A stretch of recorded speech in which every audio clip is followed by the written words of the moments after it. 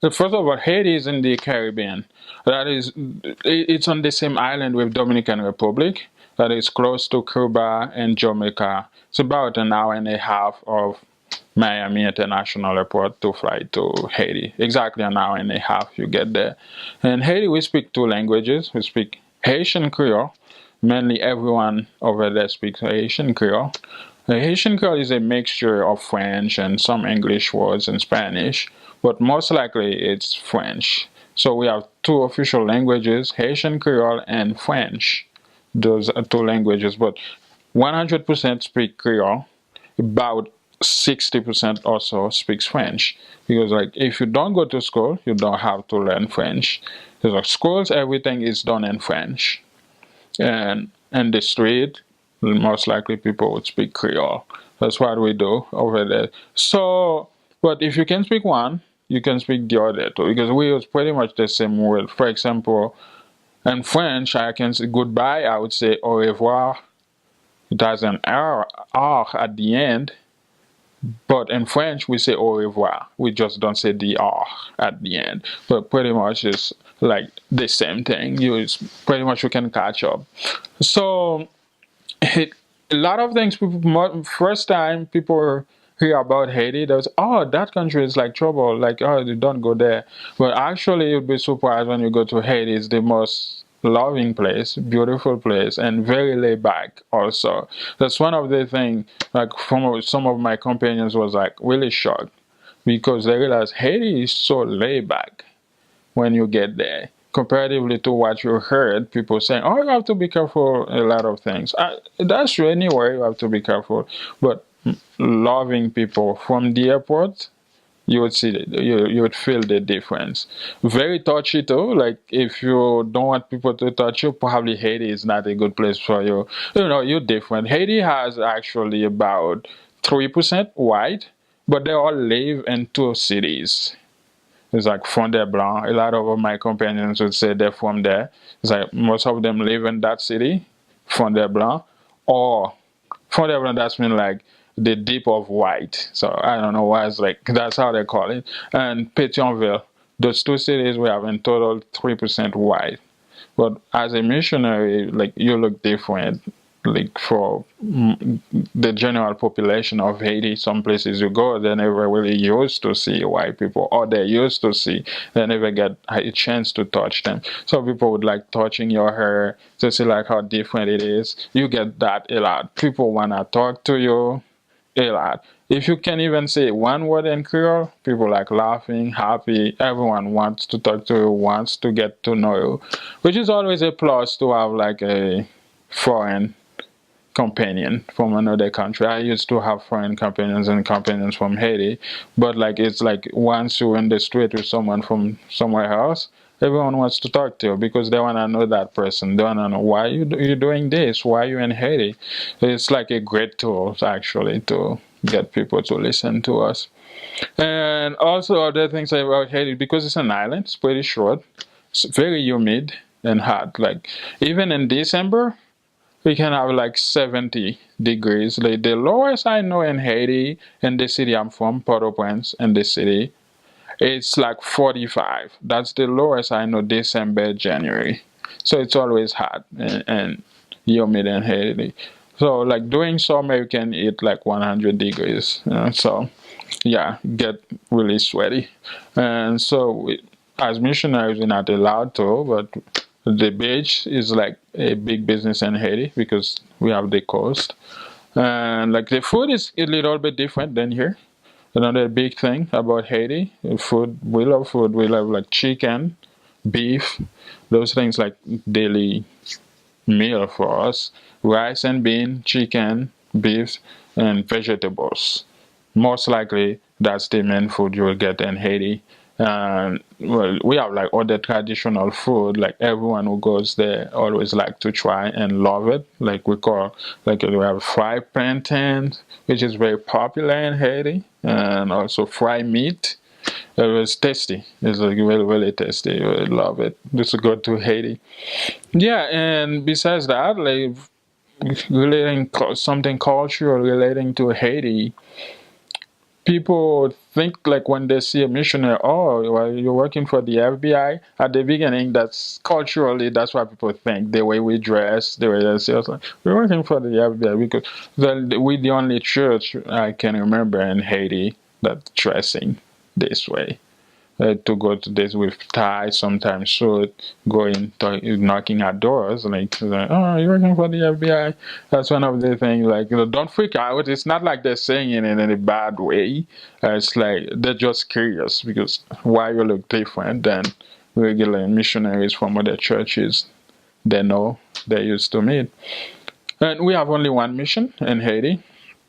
It is one of the things you would have to get used to. One mission and or cover the whole island. So sometimes the transfer can be a little bit far. And you have to get to know every missionary and the mission. Usually, during my time, it was 63, but I heard it's still consistent, about 63 missionaries in the mission. We have a lot of major differences, like speaking about the country in general and the US.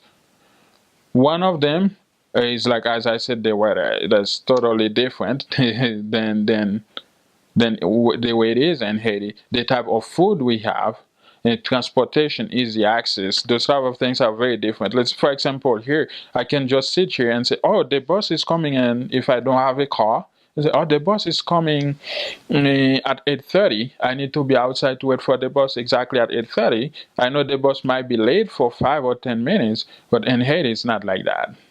In Haiti, I don't know when the bus is coming. The bus comes when it comes. That's just how it is. So it's that bad. And the infrastructure is totally different comparatively to here. We don't have power, although in the mission organized for the missionaries inside the house to have power 24/7.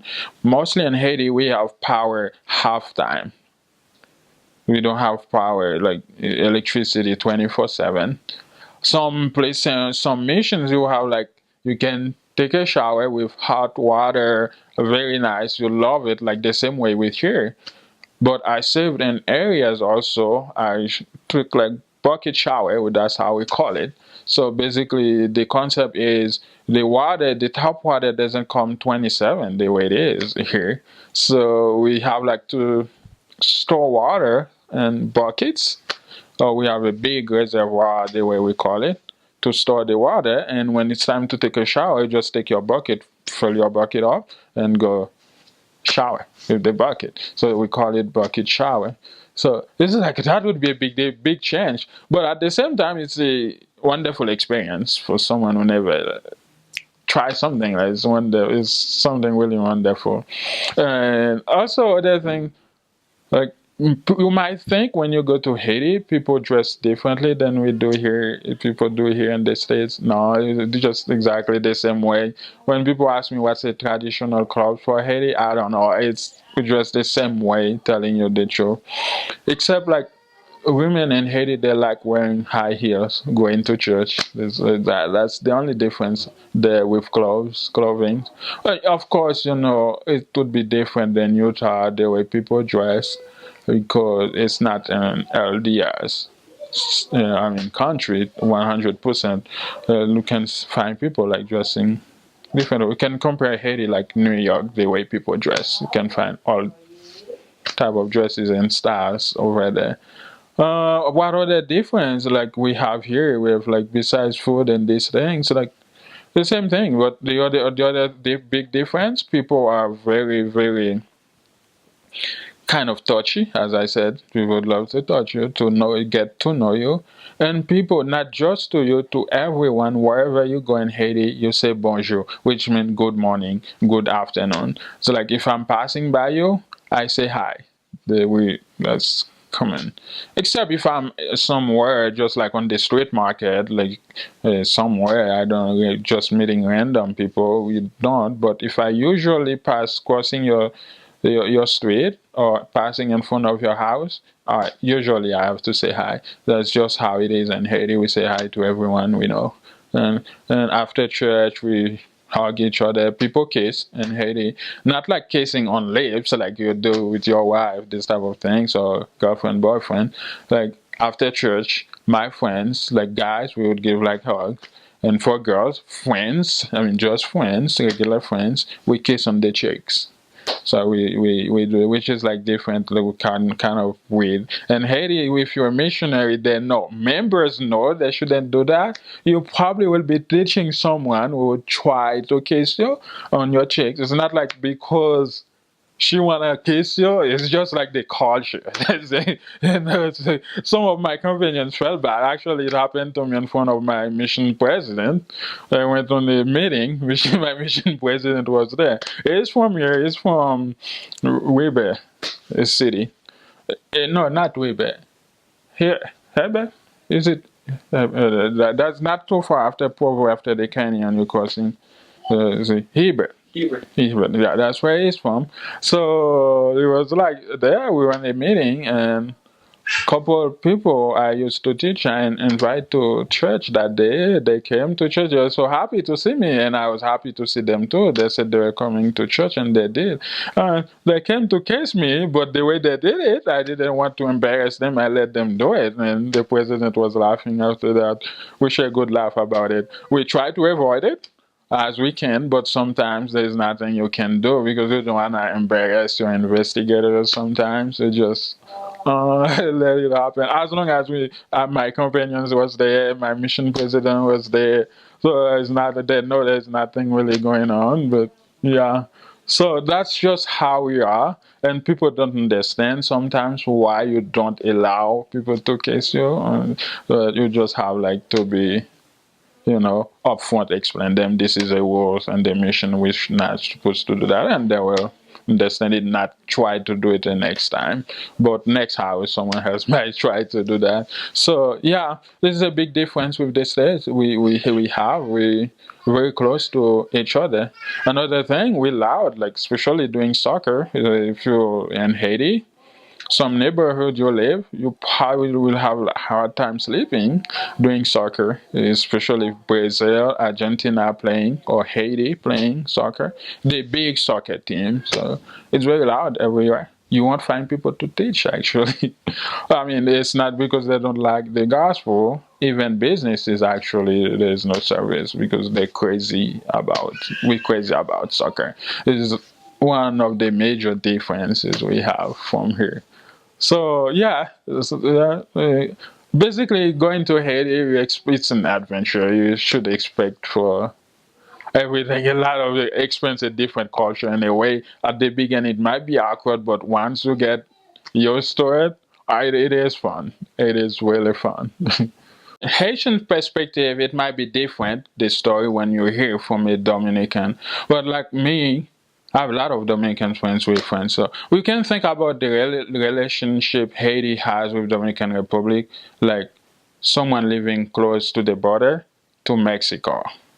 Usually these countries it's kind of like sometimes it can be edgy, but it's friendly too at the same time. We never have really big trouble between us. But between the general population, some Haitians don't like Dominican, some Dominicans don't like Haitian.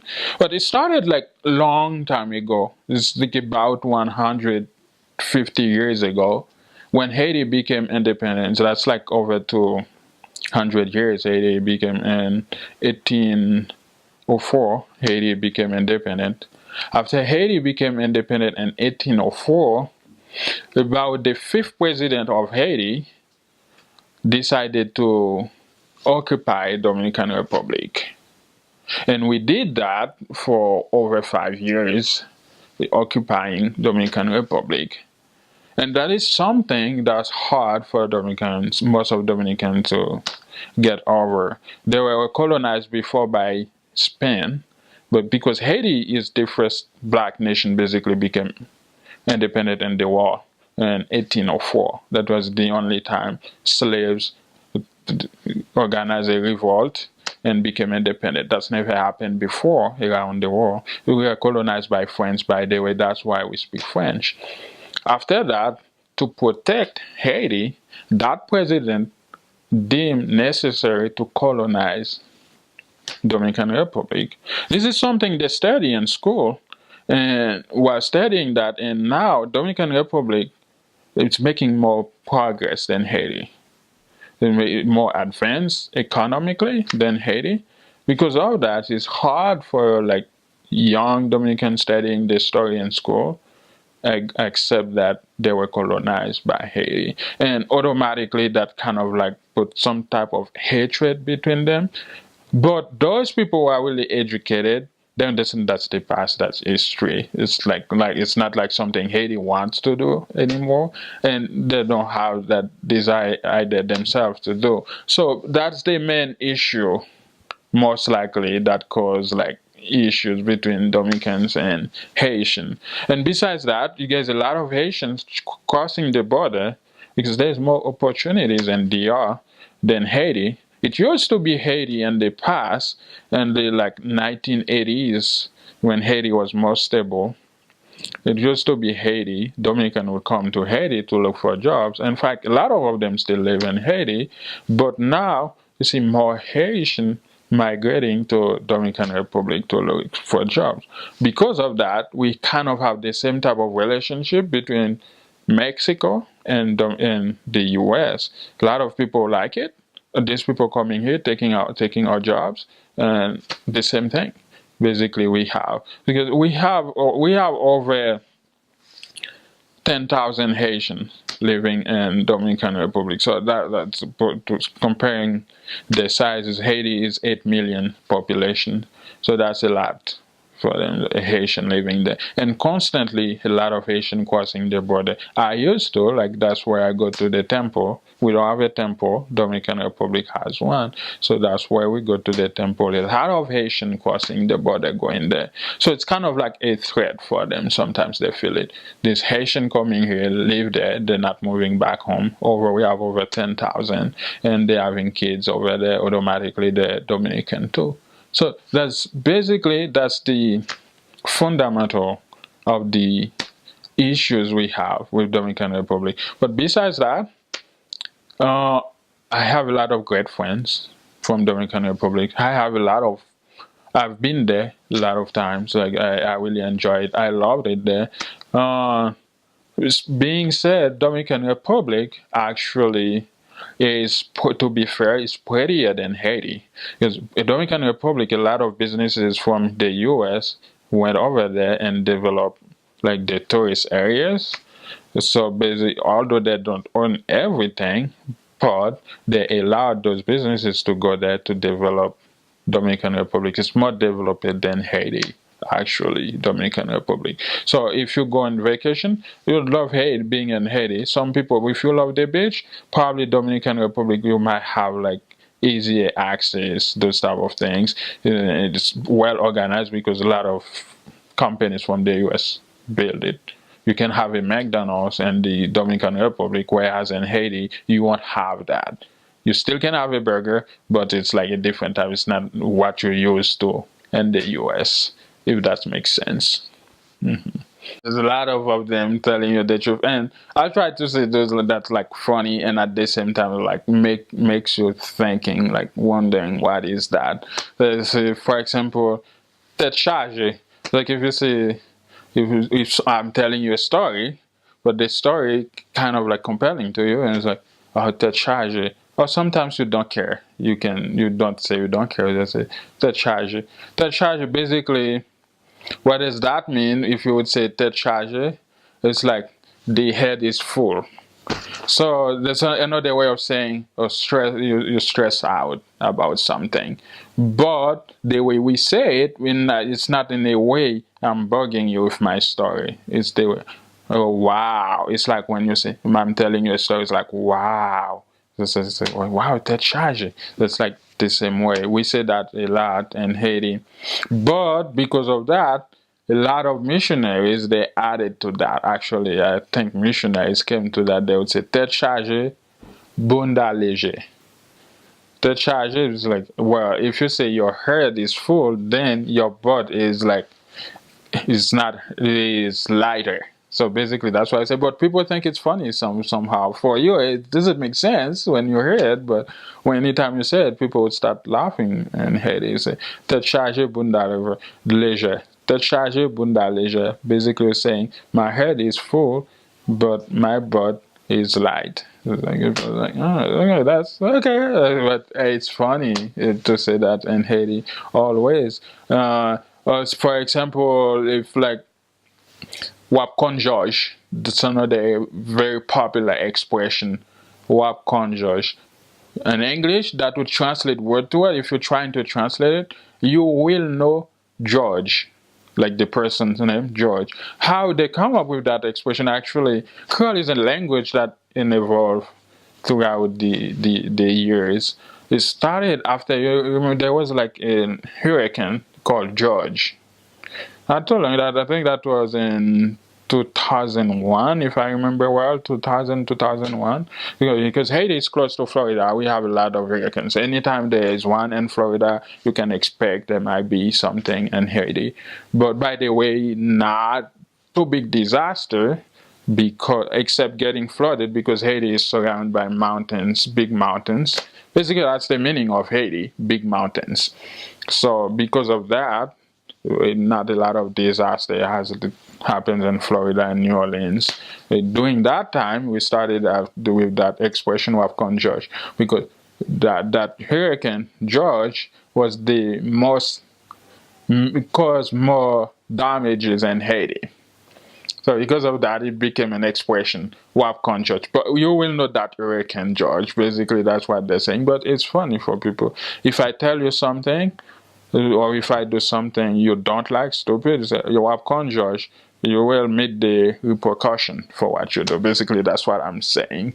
But it's always funny when people said. So, for example, if someone tells you, "Oh, your Creole is good," in Creole, of course, and when you trying to speak Creole with someone, they say, "Oh, Creole bon," it's like, "Oh, your Creole is good," and you would then say, "Oh, piti piti zoiseau finish." So piti piti zoiseau finish, basically what we mean like, oh, little by little. That makes sense in English actually. Little by little, a bird will make the nest. So that's why we always say. Anytime someone tell you like, "Oh, you're making progress on something," that's what you say. If they ask you how you learn Creole, most likely, well, that's how you learn anyway. En babouche. How you learn Creole? Oh, m'apprend en babouche. What does that mean? Oh, on the street. How you learn Creole? I learn it on the street. But we say we learn it on the other people's mouth. Word to word, that would be the translation. But basically, you meant I'm learning it on the street from other people. So yeah, so a lot of expressions like that, like funny.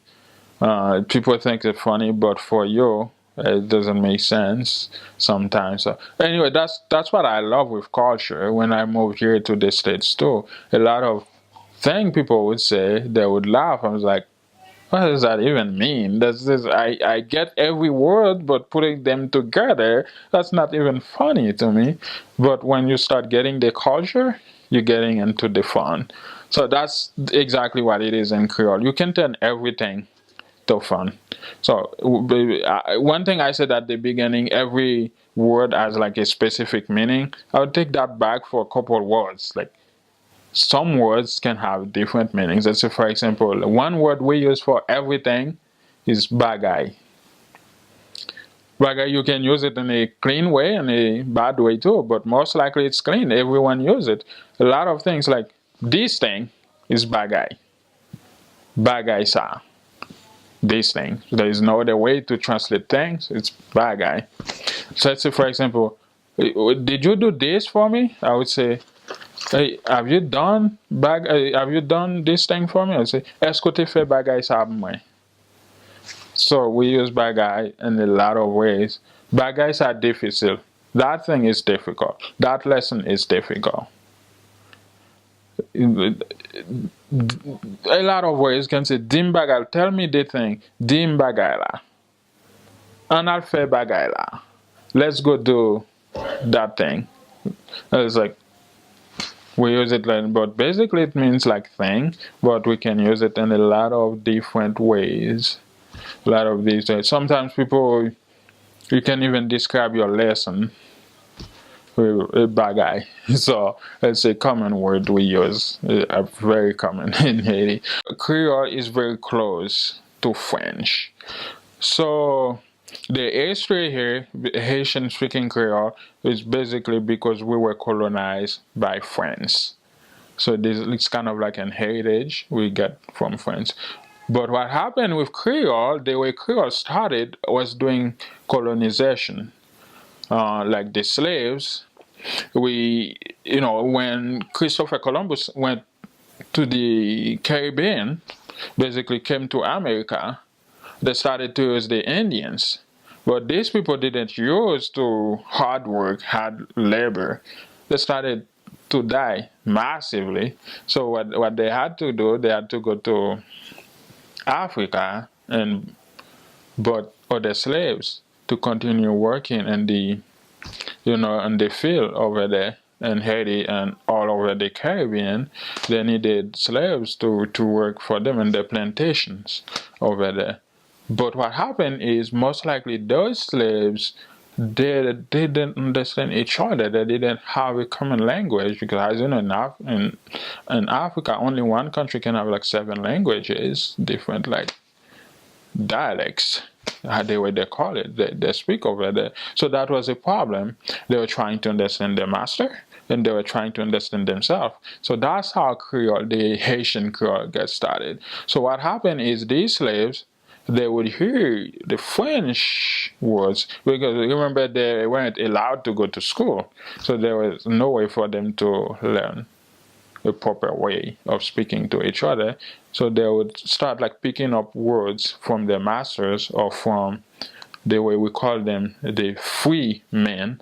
So you could buy, by the way, you could buy your freedom during that time in Haiti if you have money. Those free men could speak French, they could go to school, and the slaves started to pick up from these people.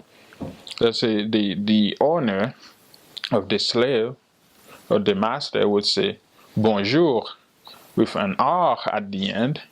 What they picked up was bonjour, which is same thing but different pronunciation.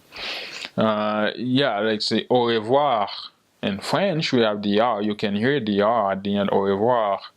But in Creole we say au revoir without it. Those are like the main differences. And also French is more fancy. The way I was saying, we have the sounds, like the way we do things in French is different. That can be confusing with Creole. Like in French, we have you.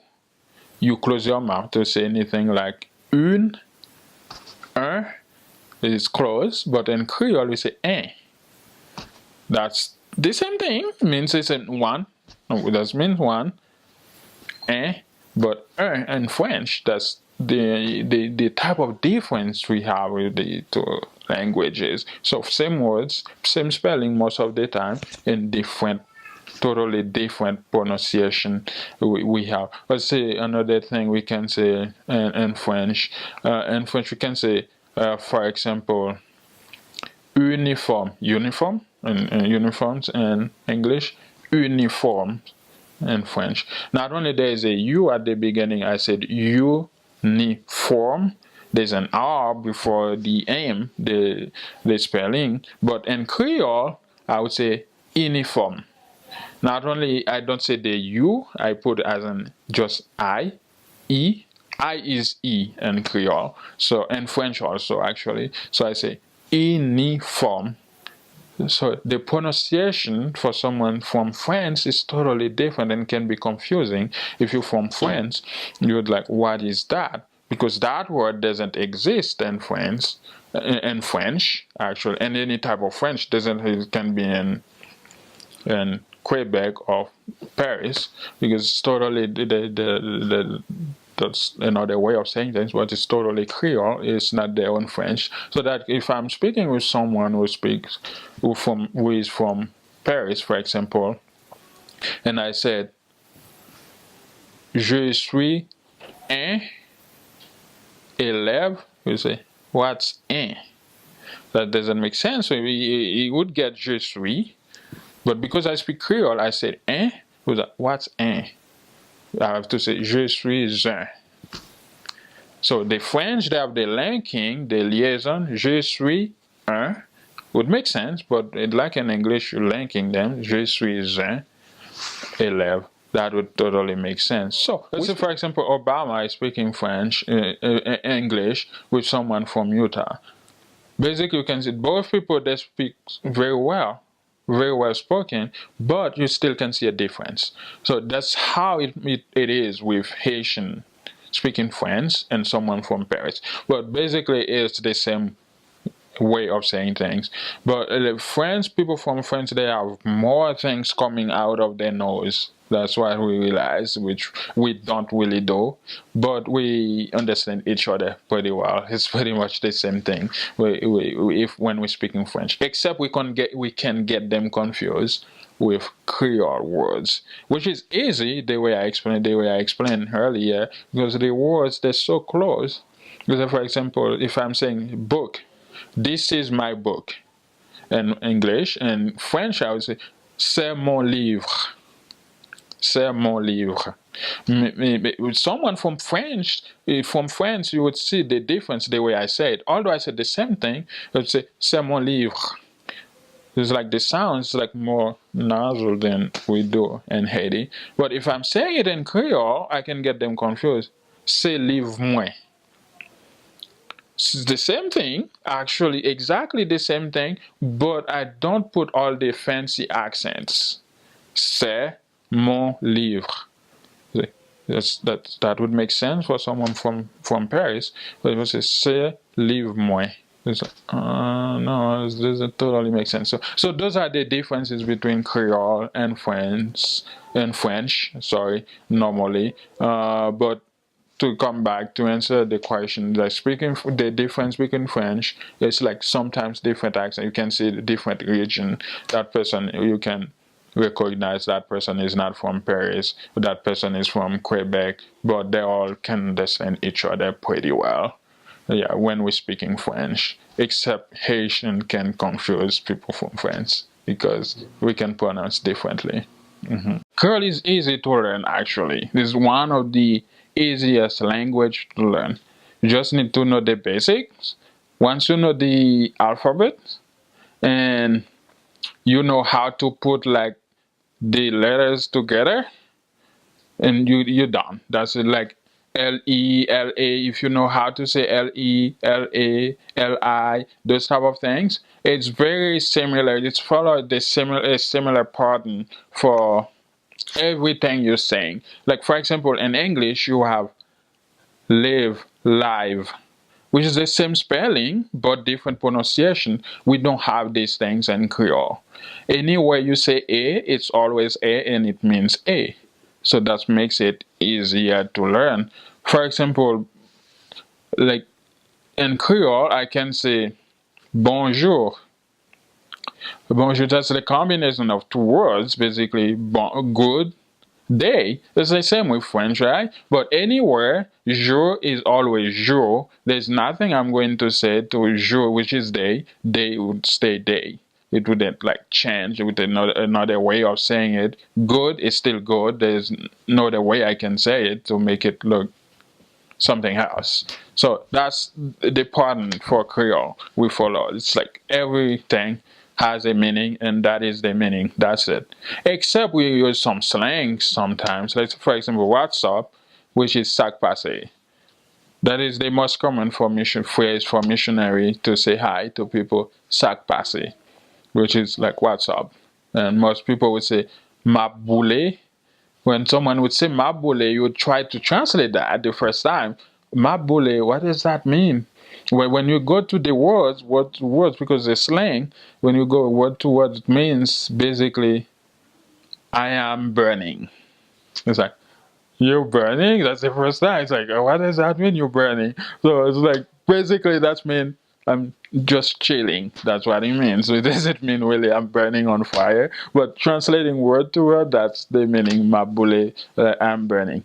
So this type of things, like, we have a lot of other ways of responding to, like the same way with English. Like, for example, if you go to Haiti, someone say "sac passe," which is like again "what's up," and you would say, "Eh bien, ou connaît negamba pai."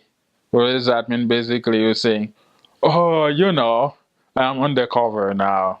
No, I'm undercover, basically on the bushes. I'm undercover in the bushes." People was like start laughing. They think, "Oh yeah, it's Creole," because those like most likely slangs. If you're learning Creole in a proper way, you wouldn't know. At the MTC, they would never teach you this type of things. They're not bad at all, but they're very common. They're like slang. So at the end, this is formal. They're not gonna really teach you these things. But once you first get there, this is the type of thing you will hear people. So the best way to learn Creole is like with your companions in Haiti, most likely. I heard there's like an app. I don't remember the name of it that can teach you this type of things too. There's like books in Creole, and now even Google Translate is in Creole, although it's not that great. You can see like the most common uh, slangs, the way of saying things in Creole usually. So it is, as I said, it is easy. At the same time, it can be challenging if you're trying to translate word to word, because we have the proper Creole you can translate word to word, the one you will be learning at the MTC. But once you get to Haiti, sometimes you see people saying things a little bit different. But the same way, think about the English, like say, "I am," but most people say "am." That's like the same thing. "I am here, I'm here." It's like the same thing in Creole, but because you learn it the proper way at the MTC, the way we say it might make it look like first in Creole, "I am here" would be "moi là." If I have to say it myself, I never have to say that myself. I always say "m'la." Like, what's That's what you were thinking, because like the contraction, the same way as English. But most likely you will pick up very fast on that. Once like the basic, the rules of contraction, you will pick up Creole very fast. And once you learn Creole actually is way easier to learn than French. If you have a basic in Creole, you learn Creole. A lot of my friends, they come here taking French classes because it becomes easier for them. What happens is in Creole, we use the same words in French, and then we just kind of don't make it that fancy. Like French is more fancy than Creole. That's the only difference. So, but we use the same words. A lot of my friends, they're taking French classes and doing great. And another thing, in Haiti, most people, they like reading in French. Even though they would explain things to you in Creole, but it makes more sense for them to read in French. Even with me talking to you, it's like, I don't know, because maybe it's because of school, because all the textbooks, everything is in French. Maybe that's the reason why. I'm not sure exactly why, but that's what I think. Because I used to read all my textbooks in high school in French, so I'm more comfortable reading French than Creole. Although I speak Creole 100%, if that makes sense. So it's kind of like this important for missionaries from other countries. When they go to Haiti, they can read Creole better than I can, even like faster. But what happened is, because of the influence, like everywhere you go, no one wants to read Creole, you will start reading in French too. And so, which is a plus when you come, most likely a missionary serving in Haiti coming back, the basic of French too. Even if you can't speak it fluently, you would know the basic because you would read French every day. So, what can I say about Creole? It's besides easy. What can I say about it? It's just like, think about it like a something traditional language, like of the Haitian. There's different Creoles. It's not like one Creole everywhere. Like the Creole we speak in Haiti, although in Dominica, not Dominican Republic. Dominica, like one of close to Guyana, these countries, these islands, Martinique, they speak French too, and they speak Creole too. But the Creole is actually a little bit different than the Haitian Creole, so you don't have to really worry about that. The Haitian Creole we speak is specific for Haiti, so only Haitian would speak that way. Even in Haiti, it's like in the US too, like people in Texas, they don't really say things the same way like people in Utah. Like I heard people saying, you're speaking Utah. So it's like the same in Haiti. You're not like from people from Texas, there's oh yeah, you from this, people from the South, like the same. In Haiti, there's mainly three different groups speaking Creole a little bit different. The North is totally different. Even me, it took me time to learn the way of saying things. It's totally different and funny too on the north side of Haiti. But most people in Port-au-Prince, where I'm from, yeah, the south is basically similar. That's the real Creole, the way we say it, because that's what we read in textbooks in Creole. In Port-au-Prince, the Creole they speak around Port-au-Prince, it's like that's what you have in textbooks. So we think that is the formal one. But far in the south also in Haiti, they speak a little bit different also. Which is kind of similar to the one in Port-au-Prince, but they would say things that still we think is funny. Things like it's funny. So as I said, like funny anyway, we don't get offended. Like this is another thing. When you go to Haiti, you can't really get offended easily because people really blunt. They will tell you exactly if they don't like the way you do your hair. They will tell you, "I don't like your hair. That's just the way it is. I don't like it." It's not like because they don't like you yourself. They're just telling you straight. So if you say something in Haiti it doesn't make sense, people would tell you it doesn't make sense, and they're very patient. They know it's not your language. They would don't get offended. They're just trying to help you. So you can go in the south, you say something, and when you're in the north, people in the north say that's not the way you say it. Actually, it is, but because they speak differently. So don't get offended. That's a lot of my companions when they first got there, they would get frustrated over the language. They would be in Jacmel, which is far in the south, and then transfer them to the north. Well, it's totally different. A big disconnection between the way we say things. Like we use different words totally to describe things.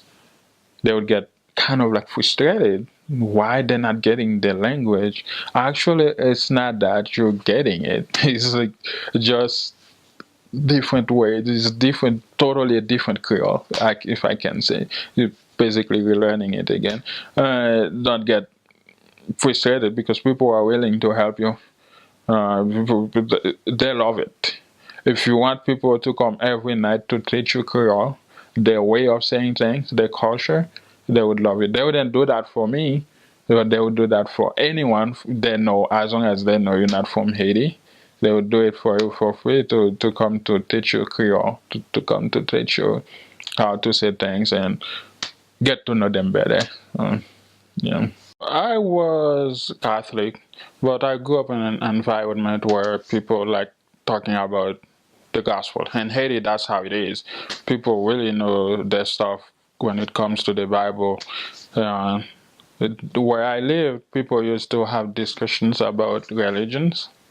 And one day someone came talking about the religion, the Mormon, and he was saying, oh, these people, they're weird. They're like pray naked. They're like different. And I was like, really? I was young, so I didn't know much until I moved to a different city. I mean, a different town. And one of my cousins used to come to the church. She invited me. And I didn't even know. I didn't want to go because I knew these people were weird. That's what I heard. But because I trust her, she's my cousin, I decided to go with her. And that's how I met the church. And when I get there, one of the guys, his name is Alex, is from Haiti. Everyone in Haiti at the church knows him. He was the one teaching on the priesthood class, and he was talking about priesthood and the restoration. I was like, what? There's prophet, those type of things?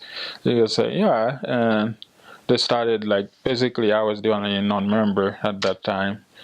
And the lesson basically became like a discussion between me and everyone else, because a lot of things they were saying I never heard about before. So, and since then I kept going to the church. Pretty much every Sunday I became active until I was young. I couldn't get baptized without authorization. I was 15 of my parents. And until my parents agreed for me to get baptized, that was about 7 months after I met the church. I became a member. So basically, my cousin invited me. Now she lives in Orlando. That's great. Were there any like pivotal moments you want to share relative to your conversion? Like when, I don't know, any ways that you knew it was right for you to become a member? Yeah, as I said, we used to talk about the Bibles all the time. So there was like these verses I was reading in the Bible that never made sense to me, or they made sense to me, but I didn't find them anywhere else. Like for example, when he's talking about in Ephesians, he's saying like some of them are prophets, some are apostles, some are like preachers, but all of them are important for the edification of the church to build the kingdom. But and the other churches, I can see they have preachers, they have like pastors, the way they call them, but they don't have the whole thing. And when we started talking about that, was very compelling to me, and especially when they told me, "Oh, there is like a living prophet." It's like that's totally makes sense to me. That's something I was looking for, because I hear in the scriptures why we can have part of it, we don't have all of them. It just makes sense for me, because in the past we used to have them, why we don't have them anymore. And I heard the story of Joseph Smith, and when I was studying with the missionaries, although I was young, they asked me to pray about it. I didn't really like think about it the first couple of times they asked me to pray. I was like, well, that just makes sense to me, but I don't know if I want to pray about it, until I decided really to pray sincerely, because they said without a knowledge, without a testimony of that it's true, you cannot get baptized. So I wanted to get baptized, so I decided to pray about it to know if it's true. And that's the time I felt really a way I never felt before. And I was explaining them that. They helped me understand that was the Spirit, and telling me it's the truth. Joseph Smith was a prophet. So that's how that was the most compelling thing to me, like learning to recognize the Spirit before I was even a member, and to know that the Spirit is telling me this is the truth, and I decided to follow it. It's kind of like a feeling sometimes you can't even describe, but you feel it, and it's like in your soul. You feel good about something you just heard. I prayed specifically. The thing I prayed that night specifically is to know if Joseph Smith was a true prophet of God. And then the way I felt about that, there was no doubt in my mind. There was no question about that. It was the truth. As the scriptures explaining, it's like a feeling of peace, of comfort, and the thing came through your mind. And I started thinking about like scripture with things I never done before. Although the missionaries would let me read the Book of Mormon, but I started like thinking about scriptures in the Book of Mormon. That's totally makes sense to me. It's like comparing them with the Bible, they were totally making sense to me right after I pray about it. I started to, it's like a vision to me, like the Book of Mormon at the same time was true. Because like the scriptures, like especially one of them I was thinking about is like Moroni, when he like have like to on the one to hide the golden plates. I was thinking about that, all these things. I was like totally make sense to me. Not only they make sense to me, they come to my mind. It's like as the truth. I didn't have any doubt about it. I know deep inside myself these things were true. Once you receive your mission calling to go to serve the Lord, one thing I know, it doesn't matter where they call you. If you put your faith in the prophet of the Lord who just called you to go serve the mission, Actually, you need to think this is the best place. That was the my setting I had when I received my calling. Anywhere I am called to serve, I will be the best missionary possible. That's what I did. And actually, that was the biggest blessing I received, to have that my setting. So the way that helped me to every day to be excited to go out to talk to people. That helped me to be able to learn to know these people, to love them, because I knew the calling I received was coming from a prophet of the Lord. Although I wanted to be a more exotic place, but I knew that it is the place I would be making a contribution to the growth of the church, and also a meaningful contribution to the members I will meet and bless their life. That is the biggest blessing I have, like when I receive a phone call from someone I help to recognize the gospel and become a member of the church. Some of them already serving missions. Anytime I talk to them, it's really fulfilling. I can't even imagine, I can't even explain the joy I feel anytime I have the opportunity to talk to these people. And it's the same for these people who were the missionaries who went to teach me the gospel. Elder Shirley and Elder Lamartine, they both were from different countries and they met in Haiti. They decided to teach me the gospel. It's always a joy to get in touch with these people. I can feel that. They feel like they made a difference being able to go there and teach the gospel and help people to become part of this kingdom. And you will love the time you spend in Haiti with these people. A lot of memories spiritually, most likely. Most of them will be. And some of them will be funny too, for fun time too. But most of them, like me, are based on more the spirituality. I think if you read the scriptures and you take the calling to the heart, the way the prophet called you to serve, you will be blessed in Haiti. You will be touched lives. Haiti has only one mission, and now when I was there, they had only two stakes. Think about it, in about less than 5 years, they have five stakes now. So it's a lot of work need to be done over there. A lot of it, 8 million people. We don't have. At last numbers I heard, we were about 12,000 members. So there's a lot of people waiting to hear the gospel.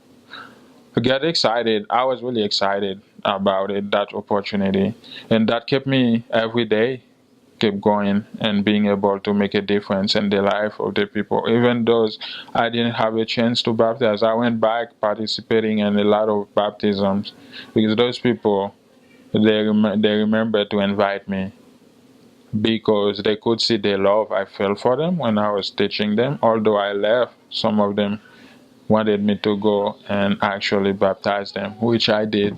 This is the greatest joy you can have. Serving in Haiti will bring you a lot of blessing, not only spiritually, in your life also. It's a life-changing experience. It's different than everything you used to in the U.S. or any country you from. You were. Haiti is totally different. But once you get to Haiti, you will realize that you're making difference in the life of the people, and also by doing so, you're changing your life for the good. You will come back home as a better member of the church, a better person in the society, and you will have an entire different view of the world. More understanding, more blessing will be poured over your head.